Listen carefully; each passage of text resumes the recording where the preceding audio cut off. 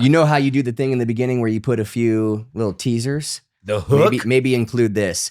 If you want the real stuff and to skip the banter, jump ahead to 29 minutes. And if you like to have fun and enjoy your life and you want to hear some really great stuff, start the episode at 0, 0, 0, 0. And listen on 0.5 speed, so you get 1 hour of banter. We are breaking news on the Afterthoughts podcast. We are the first to report that Coach Prime has signed a 5-year extension with the University of Colorado to continue as coach of the Buffaloes. Congratulations to all of us. To all of us. Yeah, congratulations. I don't want to take full credit for it, though. I do think ever since the Afterthoughts podcast started sending, donations to the university, to the alumni fund, a lot of money. Kind of seems like that $54 million contract became possible. I only said this in one service a couple of weeks ago, talking about the tables have turned, and I said, or it's kind of like when Coach Prime came to Colorado, and now 5 more years. Of the tables being turned. And that's a beautiful thing. Sending money to universities is really the heartbeat of why we started this in the first place. Do you guys still get phone calls from CU? Sometimes. I don't. I think they just figured out pretty quickly, like, why would we call this guy? I'm on some list for some reason. And the guy, it's always students. Yep. And they don't just take no for an answer. Yeah. They have like a whole script, and they'll talk to you for 20 minutes if you let them. And they just keep, well, what about this? What about this? What about this? It's wild. It's like, I believe in education and higher education. Great. But I already paid you guys. Yeah. No, I already gave you guys a lot of money. I paid for this. I paid a lot of money for this. It's like we were just talking about cars, the car dealership calling you like a year later, like, hey, do you want to donate to the dealership since you bought a car from us? You're like, no. What? No. Good people. Good. Like you guys. Can't do that. I bought a product. Are you asking me if I want to buy another car? But I am grateful that there are very rich people that do feel that they should give back to the University of Colorado because of that. Coach Prime is still with us. And if you're new to the podcast, this is not a sports podcast, so we try to make it one here and there. This is the Afterthoughts podcast. We talk about culture and faith and sermons and what's going on in the world and ultimately Jesus and what we think he has to say about all of it. So let's, with that intro, continue in sports. Okay. March Madness.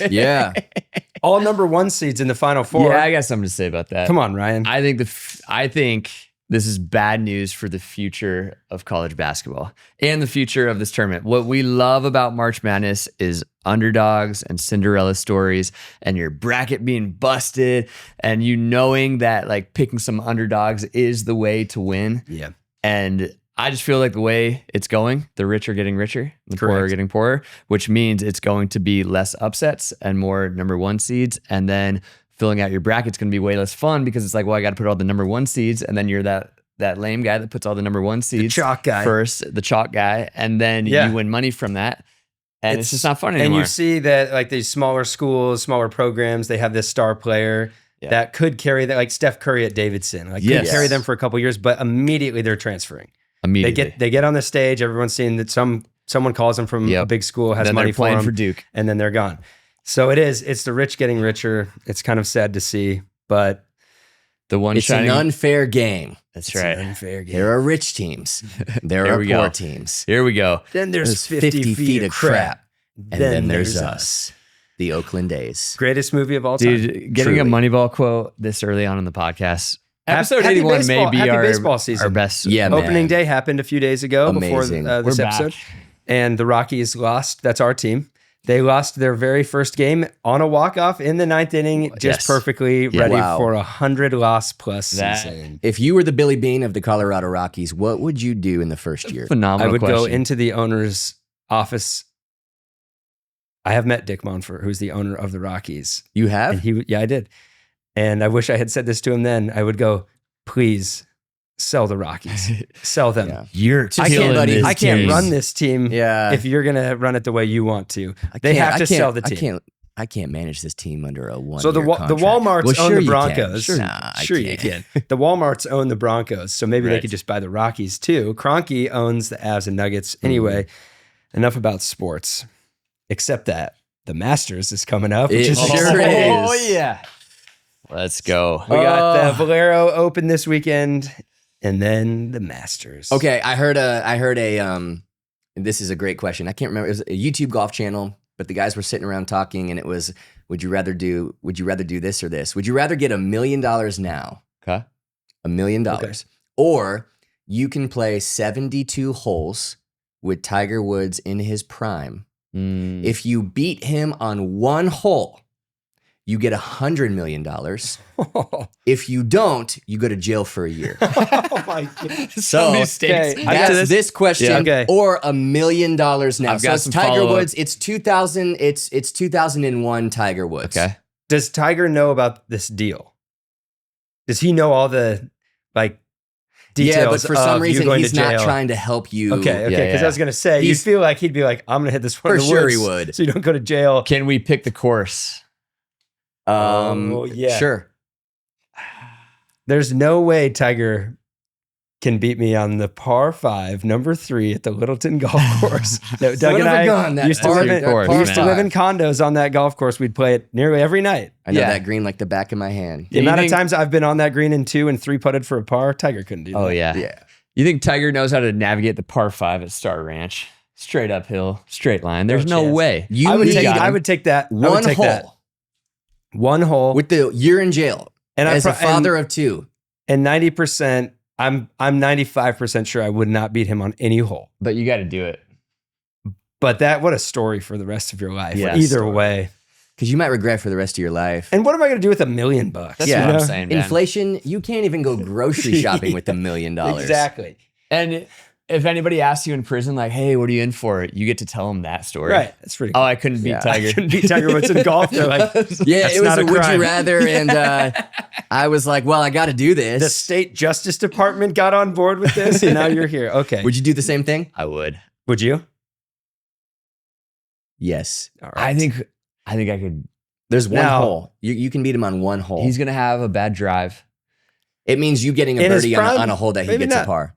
Yeah. Because right. he- but yeah, he- you have to choose an easy course. He did Right. have the record of going. I think it was over 100 holes in a row without a bogey Oh boy, back in his This is prime. sounding Tough. worse. You're gonna have to get birdies. You're gonna have to get a birdie or an eagle when he Yeah. gets a par. or a It's birdie. going to be like a chip in that you're like, Yeah, oh my exactly. gosh, I But did think not. about it this way: you're also playing super aggressive Yeah. because you only need one good hole. That's true. You don't care what your score is. You're just going for the green every time. Yeah. Oh, that's a good thought. yeah, yeah. Also, Okay. you're not playing smart golf, not that we ever do, but You're playing how we speak for usually yourself. play. but because if you're Oh, like, I'll lay it with the 5 I'm iron. going to play with Tiger at Augusta, you can't do that because you're No. like, well, you're never going to get a birdie at Augusta. No, don't No. pick. He sure will. You'd probably go to Star Ranch. So you need or just the course you want to go to, just because you might be spending the next year in jail. right. That's true. So whatever's going to make I'm the playing story Star better. for the first 18, Star. hoping I win, and then we're going to Augusta. Never go to Augusta. I'd be less and then bummed St. about Andrews for the last 18. I'd be less bummed about the year in jail and more bummed about I said no to $1 million, sure $1 million. Right. Moths and rust, Doug.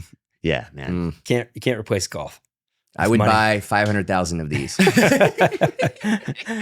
Well, enough about sports, except go Nuggets and Avs. We're almost to NHL and NBA playoffs. And go Masters It's in the general. best time of year. Go Masters. Go A my new guy, tradition. Minwoo Lee, who I added to my squad. Congratulations. I didn't realize nobody had him. I did. Did you watch the Full Swing episode about? No, I haven't. We haven't started full swing yet. The new season. What have you been doing? Steph and I have a lot to talk about. Okay, let's not get into my marriage right now. In full swing. Yeah. We have not really a guest because she's, been on the show. She's part of the family, but AJ's in the house today. Let's go, AJ. After Kayla made the mistake of going to artificial intelligence for questions last week, we have put her on a leave of absence for a week. Yeah. So just let her collect her thoughts and kind of remember that her whole job here is to write her own questions. And hopefully collect her own thoughts and not Google it. Amen. Well said, Ryan. AJ, welcome. have AI collect Hey, your thoughts, Kayla. AJ, before we get to answers with AJ, in place of questions with Kayla, Yeah. I have a segment I'd like to do called "What Have You Been Up To?" Okay. So let's start with Is AJ. that a working title? You're Yeah. welcome. You can do whatever segment you want. Yeah, we can make up whatever. It's our podcast, Yeah. and we're the sponsors love when we do that. Like Right. whatever this thing is. Yep. Clean Clean, sponsored by Clean and Tiger Woods. and phones. Sure. yes, AJ, what have you been up What to? have you been up to, AJ? since you were last on the podcast? Since I was last on the podcast. How long ago was that? It was last year we talked about politics. That's Yeah, right. that was in the middle of the election. Mm-hmm. Yes. The election's Yeah. over. Yeah, because you didn't have anything else going on. Not at all. AJ, could you also stop by the church and talk about Yeah, politics but on just the be careful Afterthoughts? what you say because people Will you walk care the more about tightrope here politics than for us anything. They're very for sensitive and 65 minutes, irrational. please? Mm-hmm. Yeah, that was a good time. It was a good time. Since Good then, stuff. I've just been hanging out here with you guys. You've been chasing that high. chasing that high. Yeah, that I did peak. Like I didn't think it Yeah. could be any better. But now Right. being on this side of the microphone, I'm really excited to be here too. So Yes. Yeah. So what have you been up to? I got nothing. Okay. How you been chasing that high? Hey. Whoa. Well, I didn't even get to write today's questions. Kayla sent them to me. So while she was on her sabbatical, Oh, delete those. she did write them herself though. Yeah, So, we'll see. Mhm. Okay. We'll be able to tell. Threethan, what have you been up to, man? You got a mic now. Just want to shout out Threethan's new mic. Yeah. He's got his own mic, Shout out to sponsored the by mic. Mike Tyson. You've been filming baptism testimony videos. Yes, we have. That's a There big we deal. go. Both That of is you a big have. deal. How Yeah. many? 28. 28. About Wow. to be 29. Baptism Oh, 29. yeah. We're doing one over Skype. Yeah. Is Skype still a thing? Nope. No. Well, I mean, it's probably still a thing. Who remembers the Skype song? Bloop, bloop, bloop, bloop, Oh, bloop, bloop. That's Something a like good that? one. that Yeah, was a good one. nostalgic. that was pretty good. There's a girl in New York Who watches us? watches online, and she wants to fly here and get baptized. That's and so so awesome. she's I going think to tell that'll her be story. 30. It's pretty Didn't cool. we do a 29? Yeah, we did 29. We did one more on Sunday, and then she'll be number 30. Yeah, We also had 30. somebody drive up to do their testimony that watches us in San Antonio, Wow. Amazing. online campus. Yeah. Come on. Very there you go. cool. Yeah. Well, thanks for doing that, guys. Yeah, it's a lot I of really fun. asked this question because I was trying to get Doug to tell us what he's been up to. Because he's been up to something Oh. cool, but he hasn't talked about it. I'm going What? to make him talk about Oh, great. This is the last thing I wanted. Spill the beans with Doug. I been writing a book, Let's go, bro. and it's called What Does God Have Planned for Me Next? And I just turned in Yeah, you did. draft number 1, which is That's huge. man. hopefully the most difficult one to write. Takes the longest. By difficult, I mean most time consuming, because you have to write the whole thing. 55,000 words is what it Wow. came out to be. So Wow. yeah, That's so How many awesome. words do we say a day on average? Does anyone remember? man, I don't know. 240. I'm Yeah. just kidding. I don't know. I know Anyway, when you preach, it's probably around 3,500 to 4,000 in a sermon, Wow. Per sermon. per sermon. Dang. Yeah.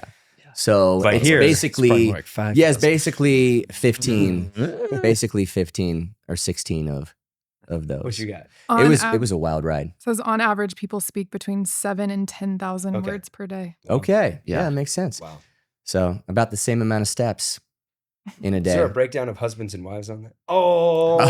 Oh, joke of the day brought to you by me. All right. Got him. Got Congrats, them all. congrats on Hey, turning in your super first big. copy. Thank you. You guys will That's hear great. more about that in the months to come. It's wild. Like the whole publishing journey. This book won't come out until next summer. As in 2026. 2026. So 2 summers. Yes. Wow. Because we still have summer this So year. like in Wow. like 14 months from now, basically. I think No, June of I understand 2026. now. I Yes. understand now. But basically it's in like maybe 2,000 pastoral meetings over the last 10 to 15 years.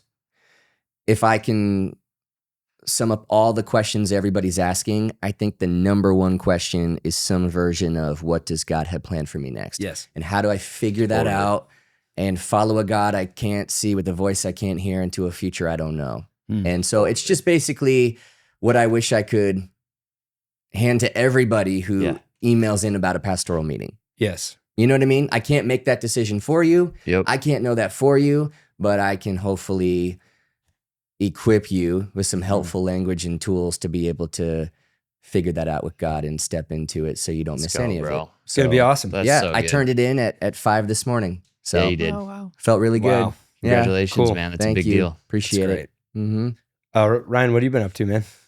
I got to go surf in Laguna for a couple of days. Wow. Brought our good friend Matt has been wanting to learn how to surf. Mhm. I was speaking at a church in Laguna that we've all worked at, Church by the Sea. Shout out. Shout out. And so I went a few days early, and it was a little rainy the first 2 days. That'll happen. And people usually don't get out and surf when it rains, but we did.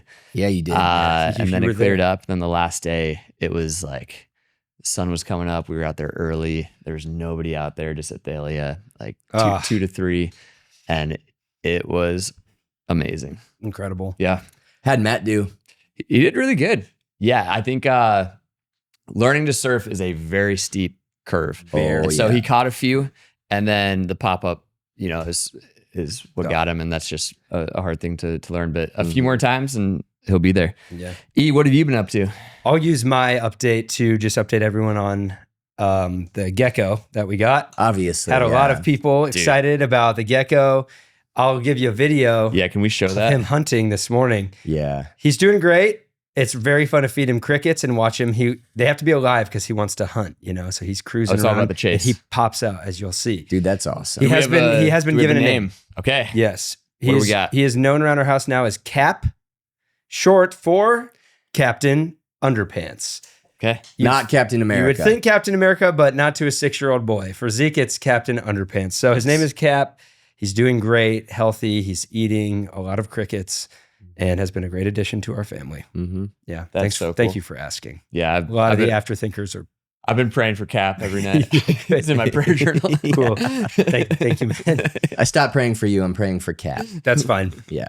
I'm kidding. if I he's- was never praying for you. Got me. Yeah. I guess Uh-huh. that probably really did get me. Hey, nice shirt, by the way. A throwback to Oh, yeah. Yeah. Shout out to one Rodrigo, by the way. of the OG Jesus Red Rocks Austin Tacos t-shirts. Austin. Let's yeah, go. we got 4 shirts to move down here with. A And person, this was one of them. place, and thing. How about that? That is what a What did noun that is. Yeah, how Still about an it? idea. And which one? The concept of the shirt. Yes. thing. Yes. I was just making sure you weren't saying Jesus was just an idea. 'Cause Oh, people no. try to tell me that, and then we go 10 Oh, rounds. E, is he just a consciousness? He isn't. Is he A-Way? Is he A-gate? Go back to our I Am series last year. If these questions actually pique your interest, they're very important questions.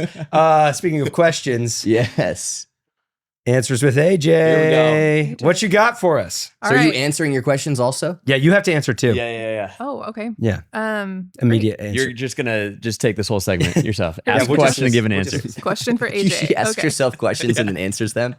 And you guys just And then look at comments me. on her answers. Yes. Sorry for continuity, but I will put the Rockies head up just because it is baseball season. Yeah. It is Yeah. baseball season. All right, well, let's start there. These are again questions with Kayla. I'm seeking the answers with AJ. We got it. Baseball season having just opening day last week. What would your baseball walk-up song be? Ooh, good question. That's a great question. Rock and Roll Part 2 by Gary Glitter. Gary Glitter. Dude, Nice. that song. Yeah. That just gets the crowd going, It's the greatest song. Oh, probably Tipsy by Shabuzi.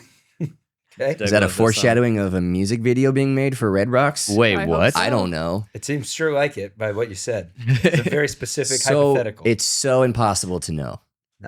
Okay. Well, we'll be fascinated to see if it happens. Just can't wait. I'm gonna go 99 red balloons. That was somebody's on the Rockies back in the day. It's such a great walk-up song. Yeah. Yeah. Interesting. That AJ? reminds me of Once Um, Around the Mulberry I- Bush. Kayla has provided her answer, so I'm going to answer Kayla's, and No. hers is Crank That Soldier Boy. I think we're opening with that this weekend. Yeah. It's actually right out of my message.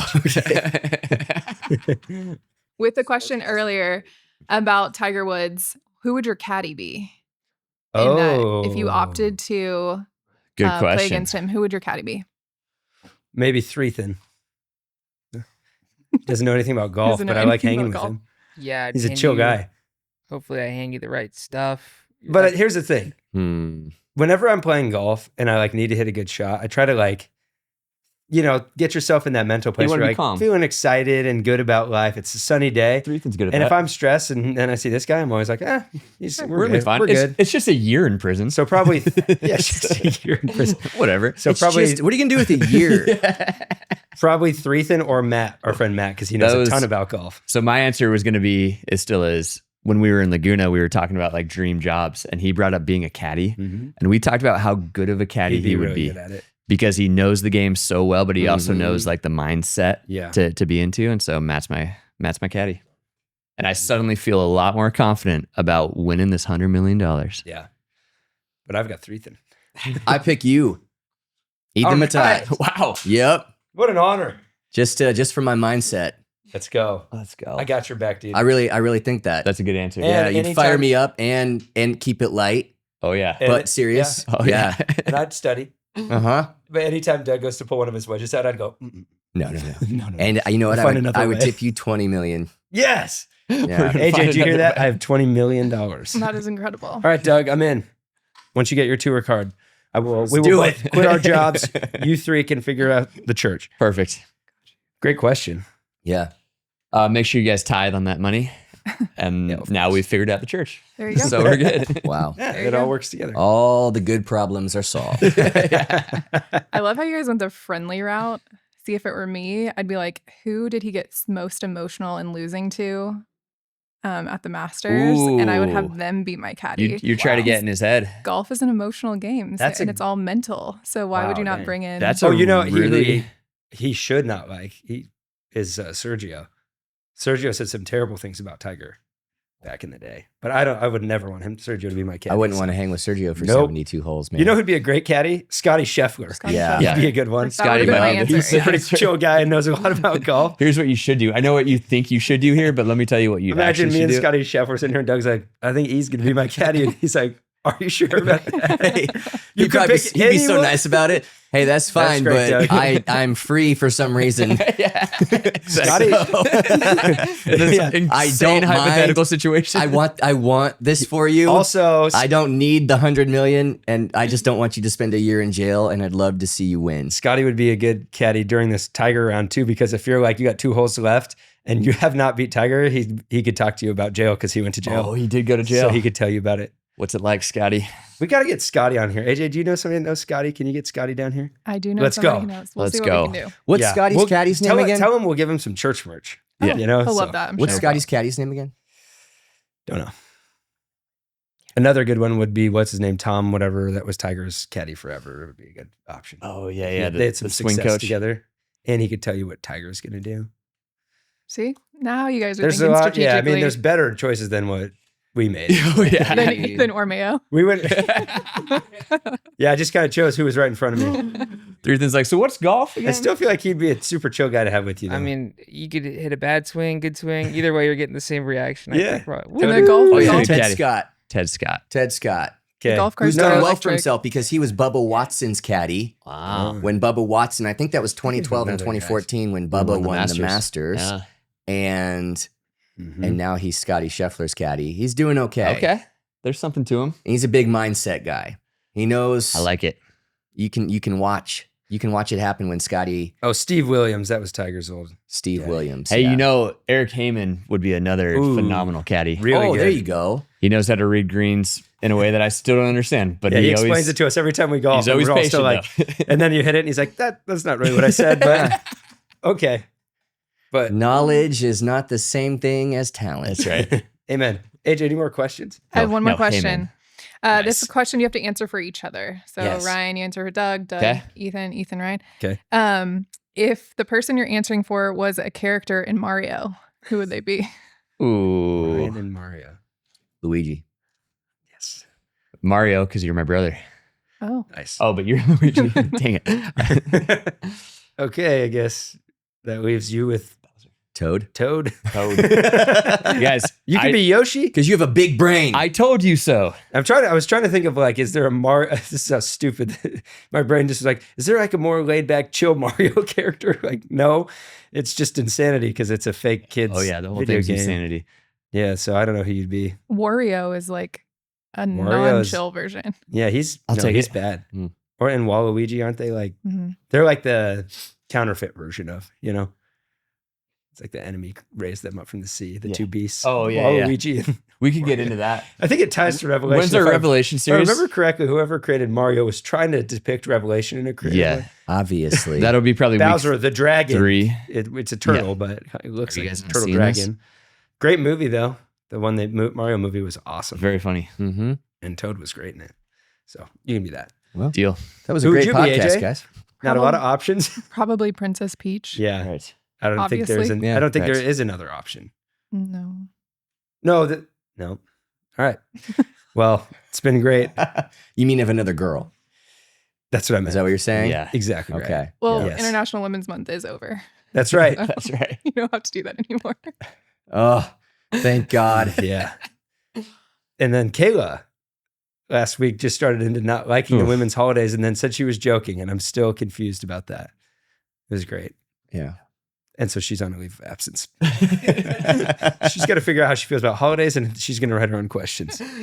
Ask AI how you feel about holidays, Kayla. Well, we have some really serious news. This is the last Afterthoughts episode ever. April Fools. Yeah. But this episode will not come out on April 1st, though we are filming it on April 1st. It will come out on the day that I love to call April Tooth. Yes, you do say that a lot. Yeah, It's a good use day. that one. April Tooth. Yeah. But I had to do an April Fool's joke. Yep. That was a great April Fool's joke. When you just immediately... You got him. It's like when So a kid's trying to keep a secret and they just can't. Dude, when we were kids... That was brilliant, dude. When we were kids, my brother decided, he got really into pranks. There was this store called It's Your Move at the South Glen Mall where you could buy Glen magic Mall. tricks and pranks and stuff. That mall was So he got... tough. It reminds me of the Lakeline Mall. Yeah. I can't go. I will not go there. It just feels like I'm in a dark movie. But Yeah. Mm-hmm. my brother got really into pranks. So April Fool's Day shows up. He put like a bunch of itching powder in my mom's bathrobe. Jeez. That is so terrible. Yeah. And my mom's like the nicest person ever. So if he listens to this podcast once in a while, if he hears this, JJ, I hope you feel terrible today. Why did he not do that to your dad's That's a like Justin Yeah. joke. boxers or something like that? 100%. Yeah. I'm on your side here. I don't have any logic, but also he had me help him. At the time, our cousin's family, they were all in Costa Rica. Mm-hmm. So he wrote a letter to my parents that from a person who had kidnapped my cousin's family, like a ransom note, and put it in our mail to our house. It's like a really deep dive into April Fools. That's a really dark. And he's like not I know. in He was out of probably character. I know, and he was probably Yeah. like 12. Mm. It was really weird. So, Mm. have you guys ever done any good April Fool's like jokes that, or pranks, or just like good ones, not like super dark and mean? I no, man. I don't have a mind for pranks, unfortunately. That's okay. Yeah. It's fine. You know, not I feel my like some day, man. people just see pranks everywhere, every day. We need to get a prank war going on the podcast. Yeah. Come on, I, AJ. I feel like it could be a I learned think skill. You but- guys, y'all's the depth of your pranks are the end of the year popper things that you Yes. Kayla. pouring out for Yeah. Kayla. Mhm. Yeah. She does not like that one bit. Good opportunity for a few clips of her reacting right there. Okay. Well, This guy's So- all about so far so good. opportunities, man. So far so good Yeah. on the podcast. Yeah. AJ, feel free to pitch in here when we have part 2 of the podcast where we have a serious conversation. And to the faithful listener that's like, some people probably don't like the banter. Timestamp what? this around 29 minutes if you want to. Yeah. You know how you do the thing in the beginning where you put a few little teasers? The hook. Maybe include this. If you want the real stuff and to skip the banter, jump ahead to 29 minutes. And if you like to have fun and enjoy your life and you want to hear some really great stuff, Yes. start the episode at 0, 0, 0, 0. And listen on 0.5 speed. So Yeah. you get 1 hour. Yeah. With And then that stop said, it at about 58 minutes at 0.5 speed. you guys heard any good jokes?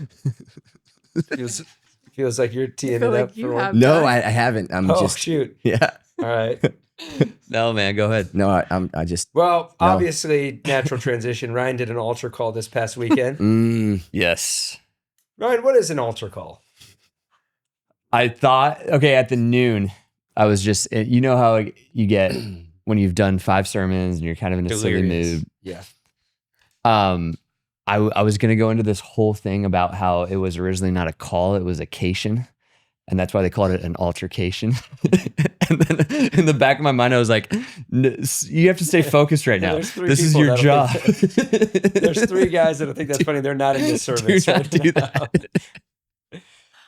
But I had like a whole, But you're like, so delirious in the Twilight Zone Oh, that you're dude, my positive mind this was is gonna like- slap. Every noon service, everything I say, I'm like, I think I already said that. I think I just Oh, said yeah. that. Did I just repeat myself? I was And like, what's a good maybe- origin for cation? How can I get that word out? And then I can set it up and then I can get altercation and people Vacation. will laugh so hard. So Wait, in the you didn't- temple, so you didn't do it. I did not do that. But you got to do it here, Yeah, which is even better. even better. That's why this podcast exists. So we Yeah. can do that. Yeah. Okay. In the Old Testament, the temple. So much of Holy Week happens around the temple, and at the temple there was an altar, and you would go to the altar to offer a sacrifice, but then also to worship and to meet with God. One of the beautiful things about Holy Week is Jesus is showing us, he's turning over the tables to show us that all of this points to him, and so that he is the ultimate sacrifice, so that we no longer have to offer sacrifices at the altar.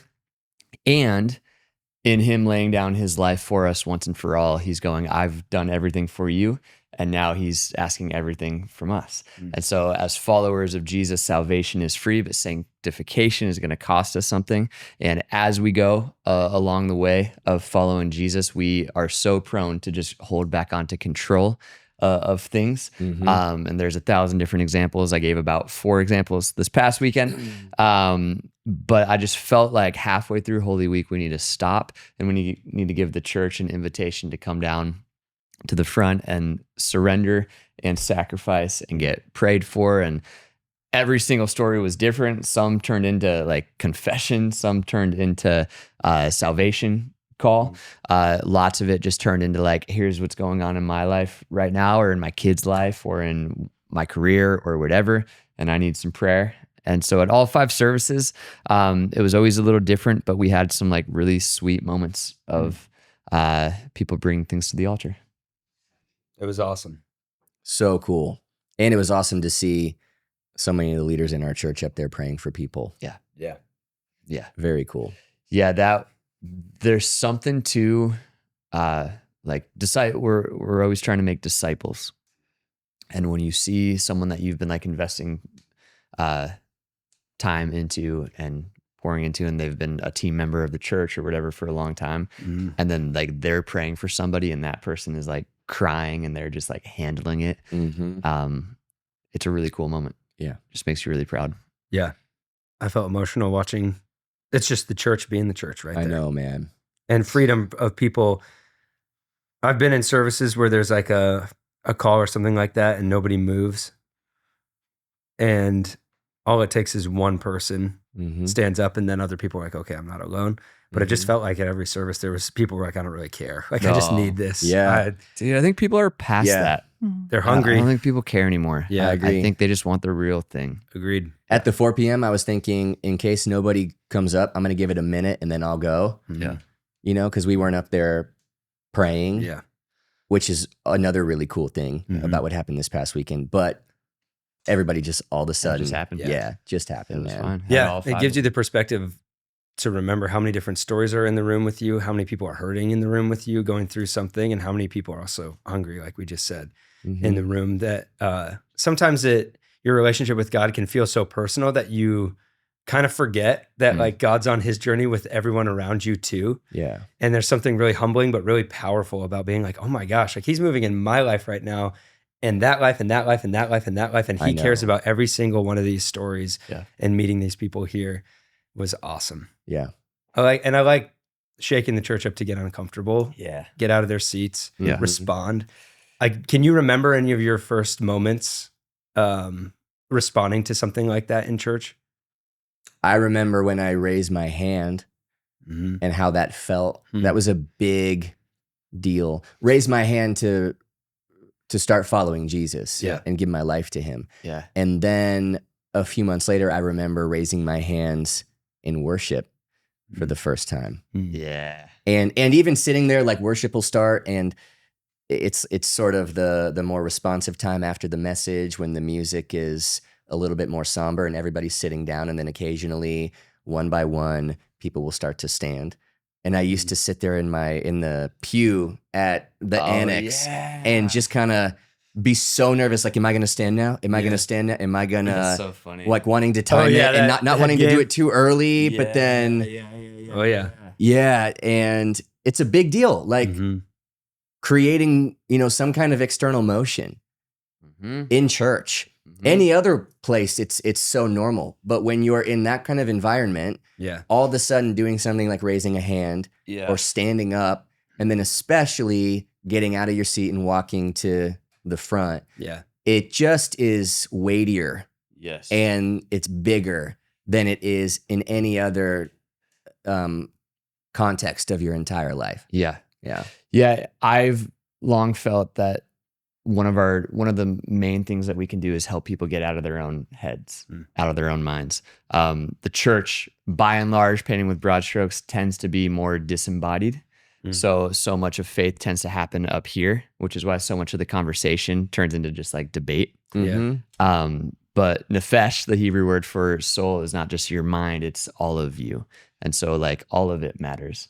And when you respond with your body, sometimes that helps quiet your mind and helps you remember like what actually matters. And so it's not just like a trick. It's actually, there's actually something to it. When you do something with your body that gets you out of your comfort zone, whether it's raising your hand or standing up or opening your hands during worship or walking up to an altar, it helps your soul catch up. Yeah. Or it helps your mind catch up with what your soul is doing. Well, how did the that head game, I can remember like back in the day being in worship and, you know, people put their hands up during worship. And for a while, I just didn't understand why. And then once worship leaders or pastor would start to explain biblical context and the humility of it and the surrender of it. And there's a lot of different, our episode with Corey, actually, he explained really, really well some of that response in worship. But even when I started to understand, like there's something powerful to me moving in my worship and showing this to God, whatever, there was still that head game for a while of like, okay, here comes the chorus. Do I put my hand up because I'm really feeling it or not? Like for you, having lived in that head game, how did that move to just like, I'm personally just in my space right now and I don't really care what the people around me think because I'm just engaged with God in this moment. What helped you to get there? Because I think for a lot of people, like it can sound like, well, who cares? But I know what it's like to stand there and be like, my friends are around me and I don't know if I'm going to look weird or if I'm responding the right way. Or, Yeah. Well, I think you just said the word friends and kind of jumping into that all like at the same time alongside of the two of you and Chris and John and Sam and Brandon and Paul and Kevin and everybody else that was sort of sitting in the rows with us. We're all starting to figure this out and realize it for the very first time. And so I guess feeling part of something bigger than me because I'm looking at you guys to my right and my left who are also in the exact same space I am of, do I do this? Do I not?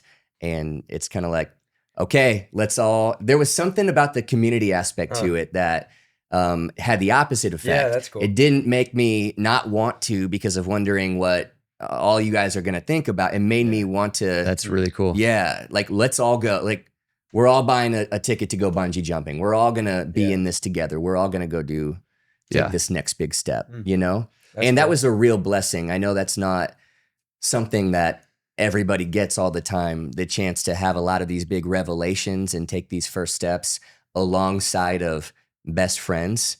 Yeah. But that was such a gift. There is that impact, really cool. even just in a room, even if it's not people you directly know. For a while, I always thought the phrase, like, if you need to borrow somebody else's faith today, I was like, what is that? Like, that's weird. Like, what does that mean? Yeah. But I do kind of understand the sentiment of like, maybe you need to see that there's some other people on fire for Jesus that's going to move you to recognize you're not alone. And that kind of gives you that empowerment to take a step of faith and worship. Yeah. That's true. That's a good point. Yeah. It can be a deterrent, but it also can be a encouragement. Yeah. Yeah. Absolutely. And I think that's what we're seeing also in the room on Sunday and Saturday. Yeah. Is people who maybe are newer to this and feel timid are looking around and they're seeing it's normal. Yeah. You know, I always thought about that. Imagine our kids growing up in a world where forgiveness is normal and bitterness is weird. Yeah.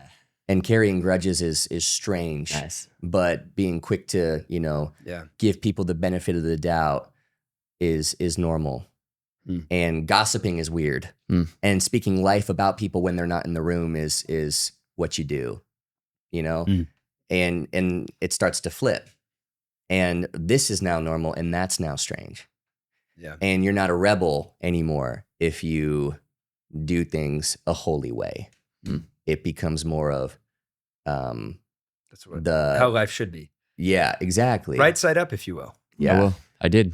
Yes, you did. Yeah, when more and more people start to, this becomes the new, that's what we're seeing on the weekend is what I'm trying to say is people are going, okay, I'm not weird. Yeah. This is actually a very, very, Yeah. it's being normalized. Yeah. And worship, Mhm. you can worship anywhere you are, but that there is this cool set apart community and time when Mhm. you're in a service with a bunch of other people. That is just something special about it.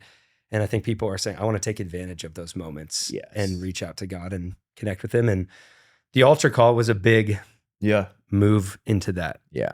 I remember when we lived in Laguna, Church by the Sea, interns, we would go to Rock Harbor up in Costa Mesa Sunday nights for church. And I remember they would always have prayer, not always, but often kind of prayer calls up to the front during worship. There was almost like a pit up front that you could go to. And how many weeks I wanted to and didn't do it. Yeah. And whether it was because I felt shame about telling somebody else like what I need prayer for, or it was feeling like, oh, there's somebody else that needs it more than me, or you know, what will people think, whatever. And I will never forget the first time I went up. Yeah. And we were about to go travel for a year, had a lot that made me feel like I was like stepping into like a ministry type life, but I shouldn't. And I remember just sharing that with somebody of just like, I feel like God's pulling me here, but if you knew me, like you would not, I shouldn't do this. And here's all the reasons why.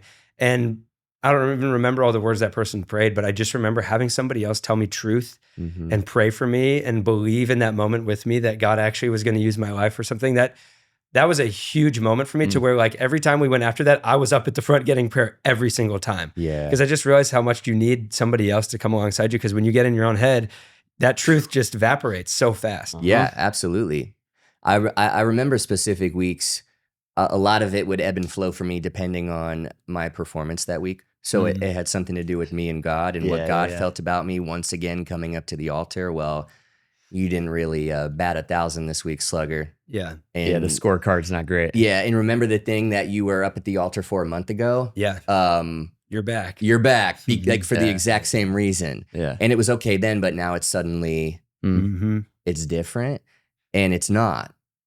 You know, the greatest litmus test for how much you understand the gospel and the goodness of God is what you do in the immediate aftermath of screwing up for the 1,000th time, but you know better now. Yeah. Now, when it's the first time, it's like the church is like, man, come tell us your testimony, like get in here. And but when you know better and you've been in here doing the thing for a while and then you still have this chronic struggle that it's no different to God, but we feel so different about it. Oh yeah. And the greatest test for how much you understand God's goodness is how long does it take you to run to the throne of grace with confidence or sprint up to that altar knowing that you're going to be met with unconditional love. Yeah. If you hesitate for even a second, you still have more understanding to do about how good God really is. Yeah. You know? So good, man. What's that verse in Hebrews? Therefore, since we have a great high priest who understands what we're going through, Let us approach the Throne of throne grace. with confidence. Yep. Which is like, See, this is what what a cool word. Confidence. Yeah, it says confidence.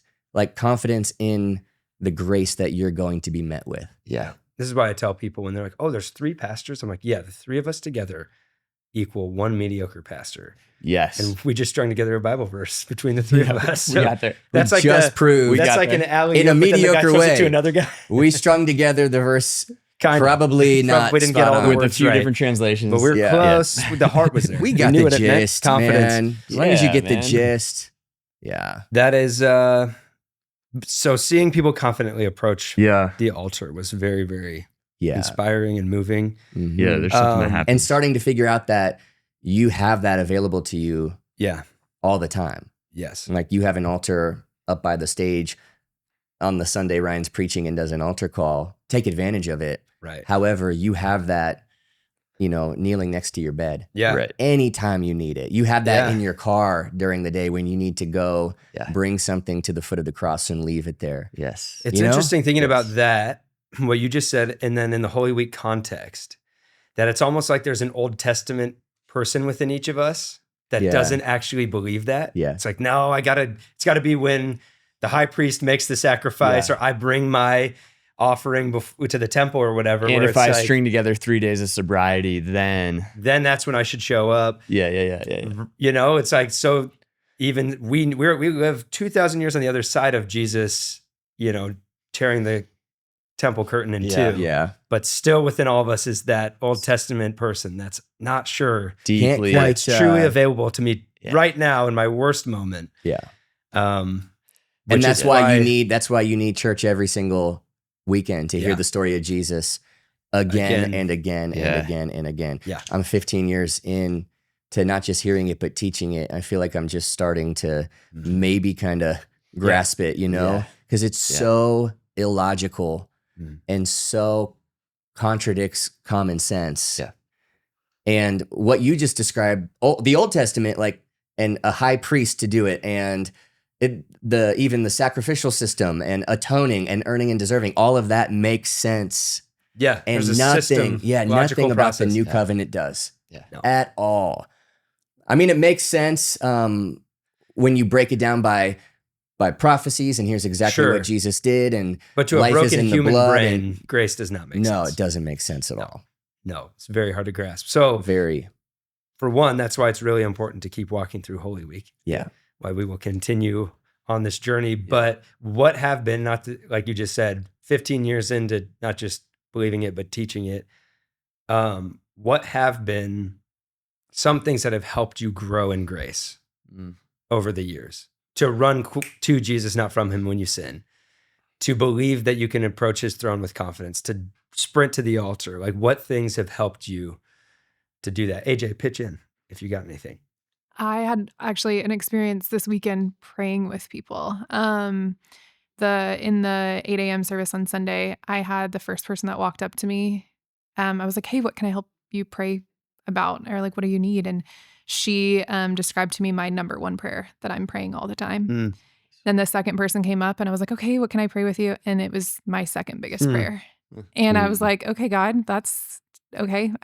So to pray with other people, the things that I'm praying for, but for them was really cool. But Wow. then Yeah. what really got me was the third person that walked up, who is a friend, somebody that I talk to regularly.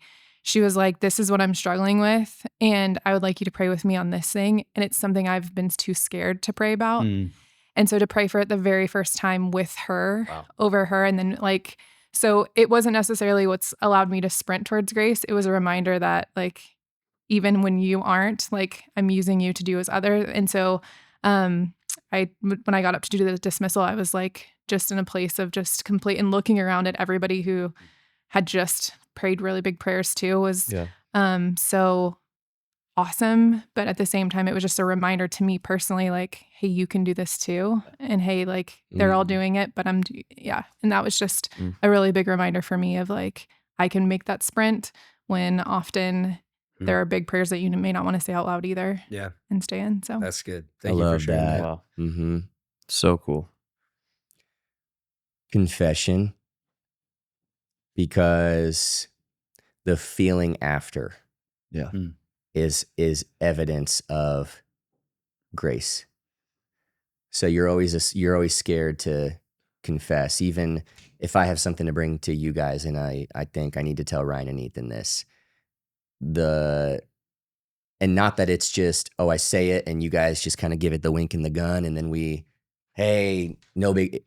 There's a process we go through where there's a sitting in it, and there's you guys encourage me, meet me with grace, and then challenge, and the Holy Spirit convicts. But the feeling, walking out of that conversation 45 minutes later, I'm like, I feel brand new. Yeah. I feel innocent. That's a powerful word. Oof. The feeling of innocence, and feeling that post-confession, and why do we get so scared of it? We think we're going to feel guilt post-confession. And I think there's, you need to be wise about who you share with.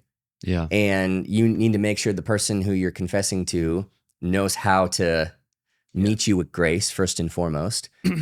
But when you have that, and you start to cultivate a culture of confession with some friends, the feeling after is one of innocence. And so therefore I go, well, then I need to, every time I have an altar moment, I know how the evidence of what it did is how it, in some way, shape, or form, there's information given to me by my soul based on how I feel. Yeah. And that says something.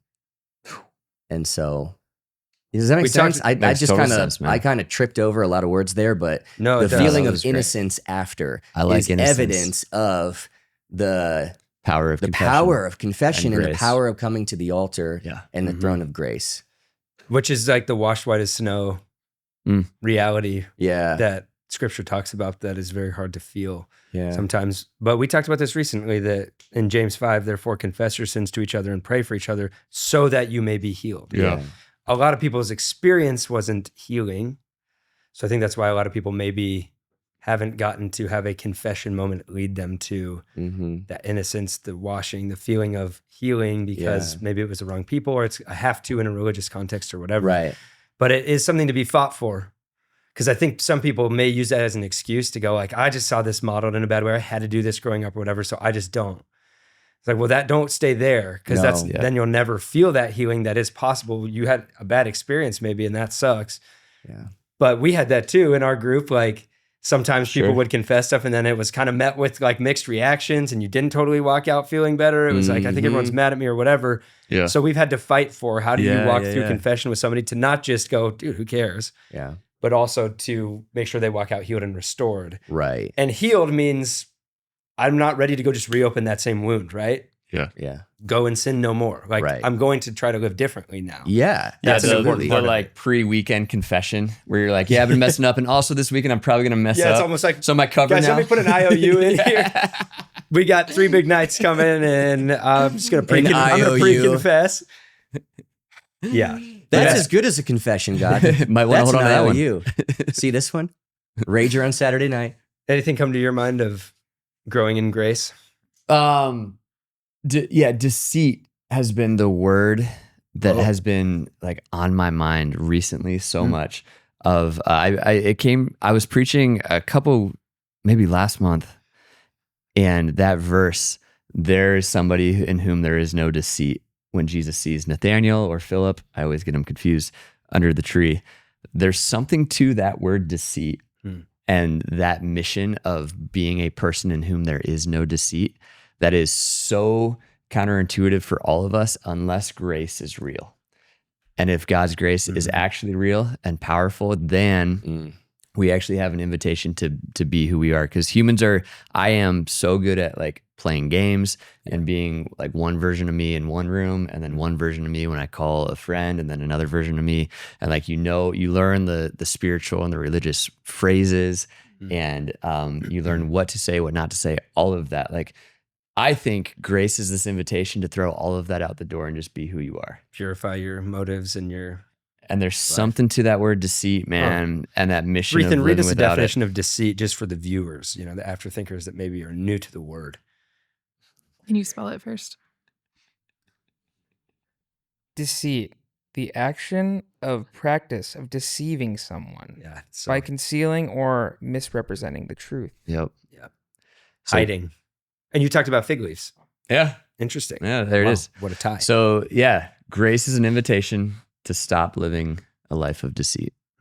That's what I've been learning and trying. And it's funny as I like start to just pay attention how often like little lies are like, there was an example a while back where there was this restaurant that I was going to a bunch, and it was really tasty. It was right by my house. It was walking distance, but it wasn't very healthy. And so I like had a season of getting away from it.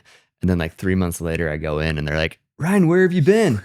And the truth is like, oh, your restaurant's really unhealthy and I'm trying to do better. But I panicked and I said, I've been traveling. In the back of my mind, I'm like, why can't I just tell the truth right now? You know what I mean? And when you start to pay attention to it, maybe it's just me, but there's like a lot of little white lies that we tell. Oh yeah. Well, throughout yeah, the day. and I mean, blunt honesty is uncomfortable Yeah. in a world of eggshells, right? Yeah. Which is kind of like you were in the showdown in Jerusalem where Jesus is just so blunt with So every blunt. question he gets asked, with the audience is coming to him. That it is a confrontation that is uncomfortable for people. Yeah. So we're much more comfortable to just kind of say it, hide behind the truth. Because if you just say it like it is, not everyone's gonna be happy. You're gonna offend people. And Jesus was not afraid to do that. That's an interesting plot. What does it look like to live without deceit in an age of offense?